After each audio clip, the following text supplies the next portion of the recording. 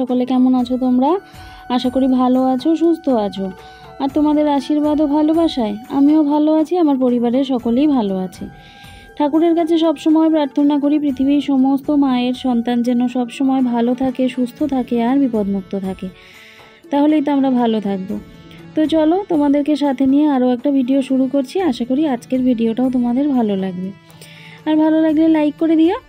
সময় এখন সকাল 8টা কি 8:30 মতো বাজে, আর আজকে হচ্ছে বুধবার। তো দেখতে পাচ্ছ রিয়া বাসনগুলো মেজে নিচ্ছে, আর গুড়ি গুড়ি বৃষ্টি কিন্তু এখনও পড়েই যাচ্ছে। রাতের থেকে বৃষ্টি পড়া শুরু হয়েছে, দেখো জলের মধ্যে দেখলেই তোমরা বুঝতে পারবে।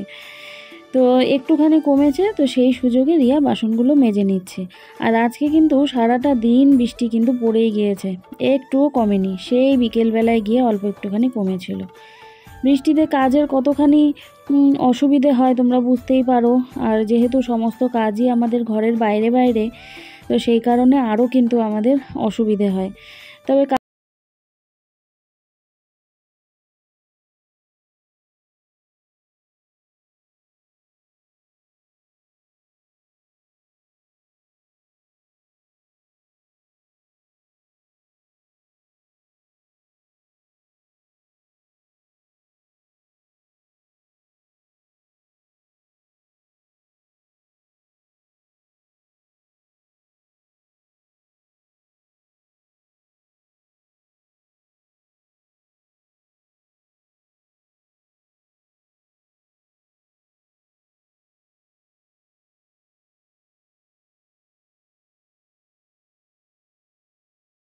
বন্ধুরা, তোমরা সবাই কেমন আছো? আশা করি ভালো আছো। তোমাদের আশীর্বাদে আমিও ভালো আছি এবং আমাদের পরিবারের সবাই ভালো আছে। তো মনে হয় তোমরা শুনতেই পারছো, খুব জোরে এখানে বৃষ্টি হচ্ছে। আজকে তো সবজিওয়ালা আসবে না, বাবা হচ্ছে সকালবেলা একটা ভাড়া গেছিলো, তো সেখান থেকে আসার সময় মা ফোন করে দিয়েছিল যে এই যে কুয়াশ, তারপরে এই যে লঙ্কা, আর এই যে ভেন্ডি, এই যে আর হচ্ছে এই যে আলু এনেছি। দেখি আজকে কি রান্না হয়। তো চলো তোমরা সঙ্গে থাকো, দেখতে থাকো। রিয়া তো তোমাদের দেখিয়েই দিল যে ঘরে কি কি সবজি ছিল। তো ঘরে যা যা আছে আজকে সেই দিয়েই রান্নাবাড়ি করব। আর রিয়ার সেরকম কিছু ঝামেলা নেই, ওকে আলু যেইভাবে করে দেবে ও সেইভাবে আলু দিয়েই ভাত খেয়ে নেবে। তবে শুধু আলু করলে তো চলবে না, ঘরে আছে 4টে ডিম। তো ভাবলাম আজকে সেই 4টে ডিমেরই না হয় একটুখানি ঝোল করে নিই। তো দেখো এদিকে ভেন্ডিটা কেটে দিচ্ছে আমাকে, বললাম যে একটুখানি আলু দেই, না হলে তো বাড়বে না, শুধু ভেন্ডি দিলে একটুখানি হয়ে যাবে, আর দুবেলা এই দিয়ে খাওয়া দাওয়া। তো সেই কারণে একটুখানি আলু দিয়ে আর এই যে ভেন্ডি বা ঢ্যাঁড়স যেটাই বলো সেটা দিয়ে একটুখানি ভেজে নেব, আর করব হচ্ছে ডিমের ঝোল। তো রিয়াকে বললাম এইভাবে করে আলুগুলোকে 2 টুকরো করে দাও, একটা সিটি দিয়ে নিই ডিম আর আলু দুটো মিশিয়ে। তারপরে ও সেইভাবে করেই কেটে দিচ্ছে। আর বাইরে বৃষ্টির জলে একেবারে বারান্দায় মানে ভেজা ভেজা হয়ে আসছে, জানো কতবার করে মুছে নিচ্ছি, তারপরেও যতবার পা দিচ্ছি কেমন যেন ভেজা ভেজা লাগছে, খুব বিরক্তিকর লাগছে। আসলে ওই যে বারান্দার সামনে বৃষ্টির জল পড়ে তো, আর ছিটে ছিটে বারান্দায় উঠে যায়।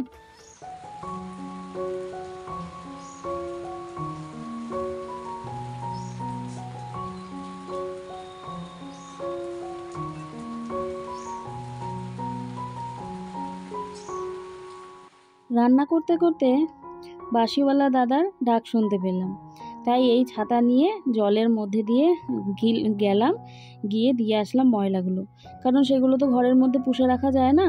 তো সেই কারণে দেখো এইভাবে করেই যাতায়াত করতে হয়, আর গলির মধ্যে না ভীষণ অসুবিধা হয় এই ছাতা নিয়ে যেতে আসতে। তো যাকে দিয়ে চলে আসলাম, এবারে হাত পা ধুয়ে আবারও রান্নাঘরে ঢুকে পড়বো। আর দেখো মনে হচ্ছে না যে রাত্রের বেলায় আমি রান্না করছি, আসলে বাইরেটা এত অন্ধকার হয়ে আছে মেঘের কারণে, যে লাইট জ্বালিয়েও মনে হচ্ছে যেন এটা রাতের বেলার ভিডিও। আসলে নয় গো, এটা রাতের বেলার নয়, সেই দিনের বেলারই কিন্তু ভিডিও। তো দেখো আলুটা প্রথমে হালকা একটুখানি নাড়াচাড়া করে নিলাম, নিয়ে তারপরে ভেন্ডিগুলো দিলাম, কারণ আলুগুলোকে রিয়া একটুখানি বড় করে কেটেছে আজকে, তো ওই কারণে একটু আলুটা আগেই দিলাম। তো এই যে দেখে মনে হচ্ছে অনেকগুলো, কিন্তু ভাজার পরে কিন্তু কম হয়ে যায় বলো। তো দেখো একটুখানি নুন দিয়ে দিলাম, আর একটা শুকনো লঙ্কা দিয়েছিলাম ফোড়নে, বেশ ভালোই লাগে খেতে। সাথে কয়েক কোয়া রসুন দিয়েছি, ভালো লাগে, খারাপ লাগে না খেতে। দিয়ে দিলাম একটুখানি হলুদ গুঁড়ো।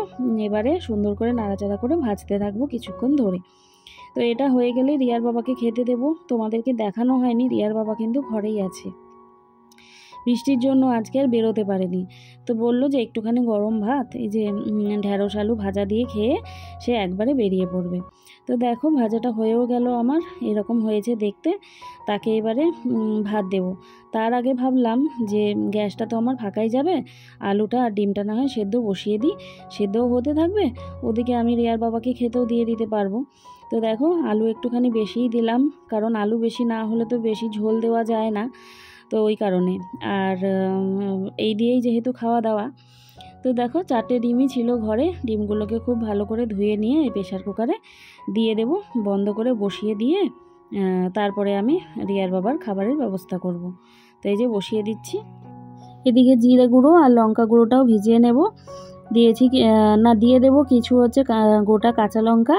আজকে আর বাটাবাটির ঝামেলায় যাচ্ছি না বাবা, মনে হচ্ছে এই প্যাচ প্যাচে রান্নাঘর থেকে কতক্ষণে বেরোবো, কারণ ওই যে বারান্দার জলে পায়ে পায়ে রান্নাঘরটা একেবারে ভেজা ভেজা হয়ে গিয়েছে। মনে হচ্ছে কি যে তাড়াহুড়ো করে রান্নাবাড়ি করে বেরিয়ে আসি। তো দেখো রিয়ার বাবাকে খেতে দিয়ে দিলাম এই যে ঢ্যাঁড়স আলু ভাজা দিয়ে। আর তোমাদের কাকু বলো বা দাদা বলো ভাই বলো যেটাই বলো, একটুখানি উন্নত হয়েছে, ওই দেখো প্রণাম করে খাচ্ছে। আমাদেরকে তো দেখে, তো সেই কারণে সেও এখন একটু একটু করে চেষ্টা করছে। তো দেখো বাবার এই যে এখন খাওয়া দাওয়া করলো, বাবার ফোন আসলো, এই যে বেরিয়ে পড়লো। দেখো কত বৃষ্টি হচ্ছে।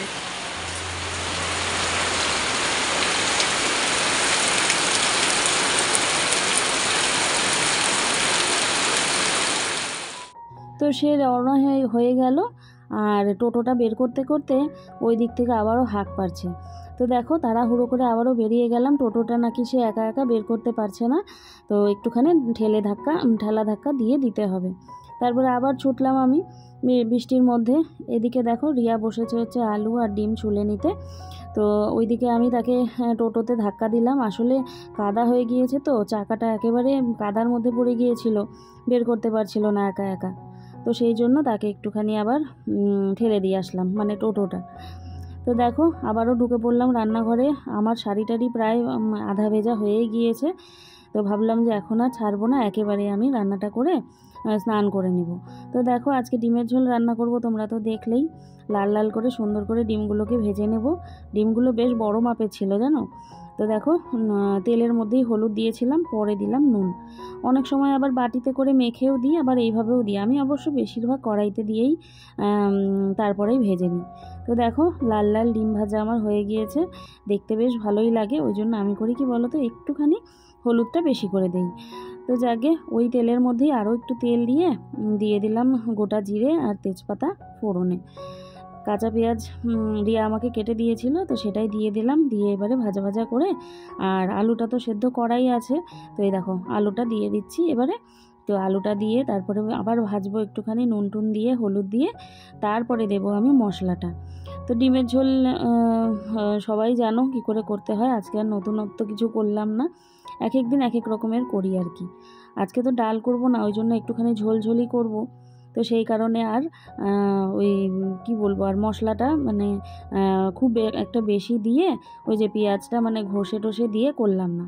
ওটা যেদিন আবার ডাল করব তখন না হয় ডিমের কারি মতো করব। দিয়ে দিলাম হলুদ, এবারে একটুখানি ভেজে নেব, নিয়ে এই দেখো মশলাটা যে ভিজিয়ে রেখেছিলাম মশলাটাও দিয়ে দিলাম, দিয়ে এবারে একটুখানি কষিয়ে তারপরে দিয়ে দেব জলটা।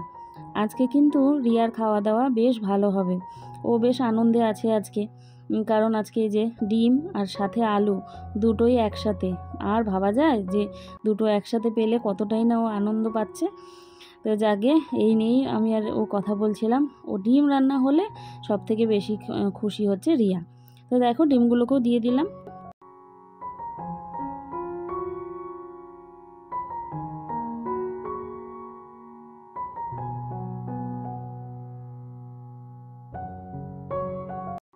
তো দেখো হয়ে গেল আমার ডিমের ঝোল, দিয়ে দিলাম একটুখানি গরম মশলা, গ্যাসটা আগেই বন্ধ করে দিয়েছি। গরম মশলা আমি বেশিরভাগ গ্যাস বন্ধ করে দেওয়ার পরেই দেই, আর তোমরা সবাই হয়তো তাই করো। তো দেখো এখন ডিমের ঝোলটা নামিয়ে নিচ্ছি। ভেবেছিলাম আরও একটু ঝোল রাখবো, পরের দিকে দেখি একটুখানি টেনে গেল। তো যাকে হয়ে গিয়েছিল, কোনো অসুবিধা হয়নি। আর এই দেখো আজকে এই রকমের হয়েছে দেখতে, খেতেও খারাপ হয়নি, ভালোই হয়েছিল। রান্নাবান্না সেরে এবার ঘরের কাজ করার পালা। তো ছাতা নিয়ে আবারও ছুটলাম, কারণ একটুখানি ঠান্ডা ঠান্ডা লেগেছে। তো সেই কারণে ভাবলাম যতক্ষণ বাঁচা যায় ততক্ষণ না হয় একটুখানি বেঁচে নিই। তো এই যে যেগুলো ময়লা টয়লা ছিল ভাতের মার যা যা ছিল সেগুলোকে বাইরে ফেলে দিয়ে আসলাম। দিয়ে এসে তারপরে নামবো আমি ছাতা ছেড়েই কাজে। তো দেখো রিয়া তোমাদের একটা জিনিস দেখাবে, দেখে নাও। ওই যে গলিটার মধ্যে তো রিয়ার বাবা টোটোটা রাখে, তোমরা দেখোই। তো গলিটার ওপরে যে ছাউনিটা আছে, মানে যে প্লাস্টিকটা দেওয়া আছে, প্লাস্টিকটার পরিস্থিতিটা তোমরা শুধু একবার দেখো, ছিঁড়ে যাচ্ছে। তো দেখো এখানে তো বাবা, এই যে তোমরা তো দেখেছো যে বাবা এখানে টোটো রাখে, আর দেখো এখানে প্লাস্টিকটা এখানে ফুটো ফুটো হয়ে গেছে। আর এই যে মা এখানে এই যে জলগুলা ফেলে দিচ্ছে, কারণ একদম ভর্তি হয়ে গেছে।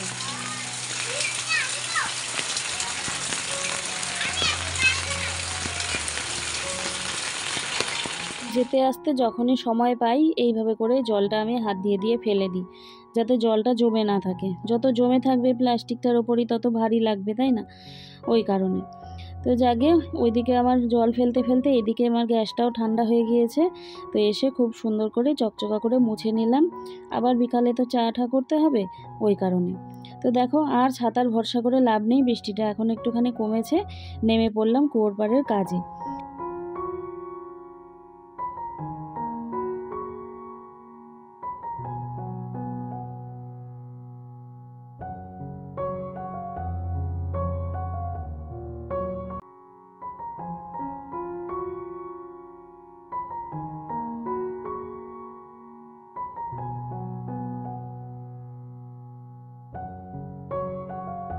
তো যে কটা বিছানাপত্র ছিল ধুয়ে নিচ্ছি। আর জলটা এখন অনেকটাই উপরে উঠেছে, তোমাদেরকে যে দেখাবো সেটা ভুলে গিয়েছি।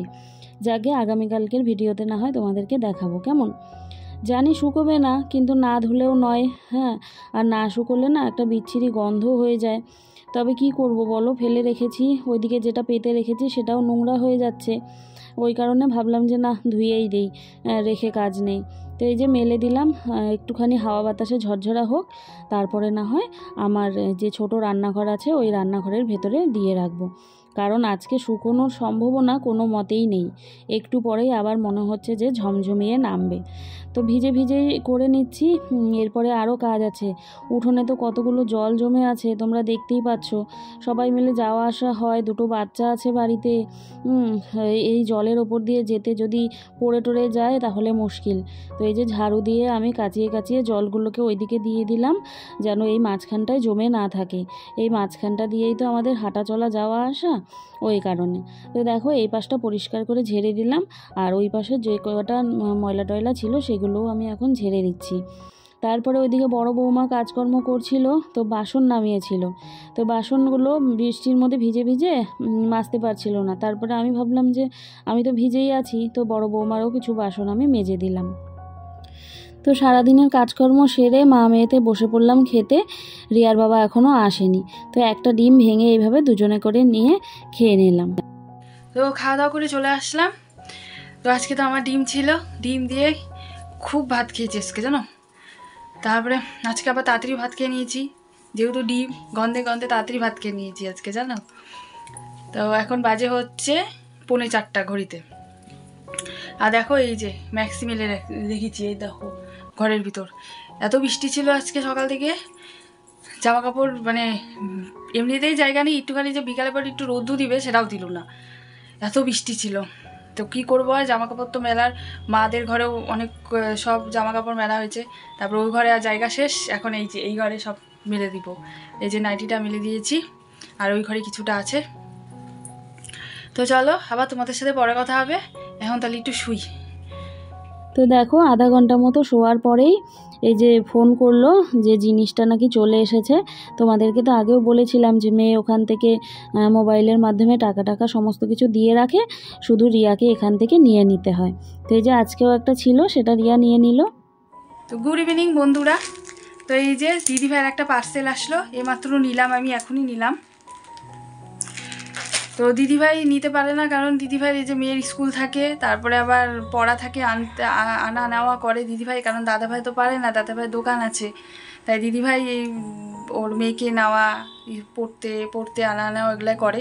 তো ওই কারণের জন্য আর দিদিভাই আমাদের বাড়ি অ্যাড্রেসই দিয়েছে, মানে কখন ফোন করে, তো দিদিভাই সেই সময় যেহেতু যদি বাড়িতে না থাকে, ওই কারণের জন্য যে আমার ফোন নাম্বার দিয়েছে, তো আমাদের এখানকার অ্যাড্রেস দিয়েছে, তাই যে আমি এটা নিলাম।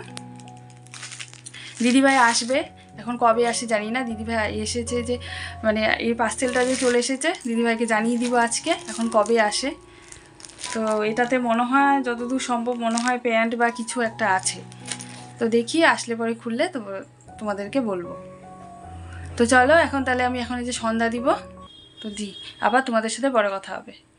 তো দেখো সন্ধ্যা হতে হতেই আবারও বৃষ্টি নেমে এসেছে বাইরে, জানো। আর এইদিকে দেখো রিয়া সন্ধ্যা দিতে বসে পড়লো, কারণ সময়ের কাজ তো সময়ে করতেই হবে, তাই না। তো ও সন্ধ্যা পূজাটা দিয়ে নিক, ওইদিকে জল ভরাও আছে। বৃষ্টিটা গুড়ি গুড়ি পড়ছে যদিও, কিন্তু বোঝা যাচ্ছে না ভিডিওতে, গুড়ি গুড়ি পড়ছিল জানো। তো যাকে এই যে ও চলে আসলো। আর ভীষণ ভয়ে থাকি যখনই আসি হচ্ছে এই তুলসীতলায়, কারণটা তোমরা জানোই।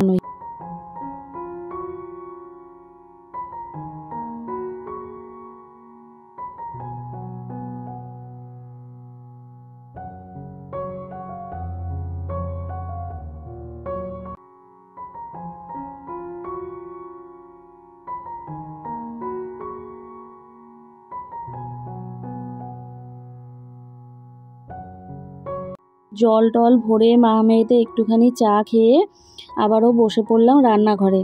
তো কি করব তোমরা দেখো, দেখলেই বুঝতে পারবে। তো এই যে গাছের একটা কাঁঠাল ভাঙা হয়েছিল, তো সেই কাঁঠালটা এমনিতেই কেউ খেতে চায় না, একমাত্র আমি, আমার হচ্ছে যা আর বড় বৌমা, ওই ধরো একটা কি দুটো খেয়ে থাকি। তারপরে ভাবলাম যে মেয়ে ফোন করেছিল, তো বললাম কাঁঠালটা পেকেছে, তো বলছে বড়া করলে একটা দুটো খেতাম। তো ভাবলাম যে চলো ঠিক আছে একটু না হয় বড়াই করি। তো দেখো রস বের করে নিলাম, আর হাত দিয়ে করলাম বলে কেউ কিন্তু খারাপ পেও না, কারণ হাতের বিকল্প কিছু হয় না কিন্তু। তো মা আজকে কি করবে বলো তো? মা হচ্ছে আজকে কাঁঠালের বড়া করবে। এই যে কাঁঠালের এই যে রস করলো, আর এই যে বিকি কাছ থেকে আসলো, মা বলল যে এই যে রেসিপ তেল এটা, আর হচ্ছে এই যে সুজি মা বিকি এনে দিল, আর এই যে ময়দা আর চিনিটা ঘরেই ছিল। তো চলো তোমরা দেখতে থাকো মা কিভাবে করে। তো বড়া করতে কি কি লাগে তোমরা সবাই জানো। গোলার মধ্যে দিয়ে দিচ্ছি এই যে সুজি, তারপরে একটুখানি ময়দা দেব, তারপরে হচ্ছে চিনি। আসলে এই সমস্ত জিনিসগুলো খেতে তো ভালো লাগে, কিন্তু খেতে গেলেই দেখো কতগুলো জিনিস লাগে, তাই না। তো যাকে ছেলেমেয়েরা খেতে চাইলে কোনো জিনিস না বানালেও ভালো লাগে না। তো ভাবলাম যে চলো আজকে বানিয়েই নেই। তো তাহলে এমনি কাঁঠাল তো কেউ খায় না, বড়া বানালে দুটো দুটো সবাই মিলে খেতে পারবে। তো সেইটা চিন্তা করেই আরও বানালাম। তো দেখো মেখে নিলাম আবারও হাত দিয়ে, আবারও বলছি কেউ কিন্তু খারাপ ভেবো না, খারাপ পেও না, কারণ হাতের বিকল্প কিছু হয় না, যতই মেশিন নেই, চামচ নেই, যেটাই নেই, হাত দিয়ে মেখে যে মানে সন্তুষ্টিটা হয়, সেটা কিন্তু চামচ দিয়ে বা অন্য কিছু দিয়ে মনে হয় না। তো যাকে কড়াইতে তেল দিয়ে নিলাম, দিয়ে নিয়ে এই যে একে একে দিয়ে দিচ্ছি। আর প্রথমে একটা ভেজে নিয়েছিলাম, যেটা আমি ব্রহ্মাকে দিয়েছি, আর সেটা তোমাদের দেখানো হয়নি। তো এই যে একে একে বড়ার মতো করে দিয়ে দিচ্ছি ছোট ছোট করে। এই যে দেখো এইবারে এইভাবে করে ভেজে নিচ্ছি। খুব বেশি দিতে পারছি না, কারণ কড়াইটা ছোট তো, মানে একের সাথে আরেক লেগে যাচ্ছে। তো ভাবলাম যে আগে না হয় কয়েকটা করি, তেলটা একটুখানি মানে ঠান্ডা কি গরমটা বুঝে নিই, তারপরে না হয় বেশি করে করব। তো দেখো ভেজে নিচ্ছি, একটুখানি লাল লাল করেই ভেজে নেব। সময় অনেকটা লাগে, অনেক সময় লেগে গিয়েছিল জানো। প্রায় ধরো ওই 7টার দিকে শুরু করেছি, 9:30 মতো বেজে গিয়েছিল ভাজতে।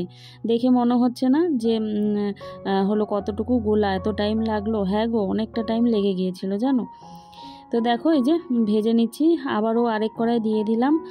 আর আজকে আমি কথা বলা এখানেই বন্ধ করছি, তোমরা ভিডিওটা দেখতে থাকো। এই দেখো এইরকম হয়েছে দেখতে। কারা কারা এরকম কাঁঠালের বড়া খেতে পছন্দ করো আমাকে ভিডিওতে জানিও কেমন। চলো আজকের মতো আমি বিদায় নিচ্ছি, সকলে ভালো থেকো, সুস্থ থেকো, দেখা হবে আগামীকালকের ভিডিওতে।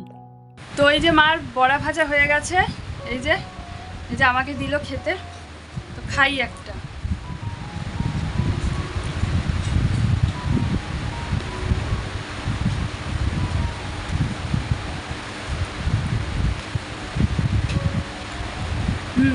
বড়াগুলো খুব ভালো হয়েছে খেতে। তো আজকে ভিডিওটা বড়া খেতে খেতে শেষ করলাম। আবার আগামীকাল তোমাদের সাথে দেখা হচ্ছে। দেখছো বাইরে প্রচণ্ড বৃষ্টি হচ্ছে, মনে হয় একটু একটু আওয়াজও পাচ্ছ তোমরা। তো আবার আগামীকাল দেখা হচ্ছে তোমাদের সাথে। তো আজকের মতন টাটা, গুড নাইট। তোমরা সবাই ভালো থেকো, সুস্থ থেকো।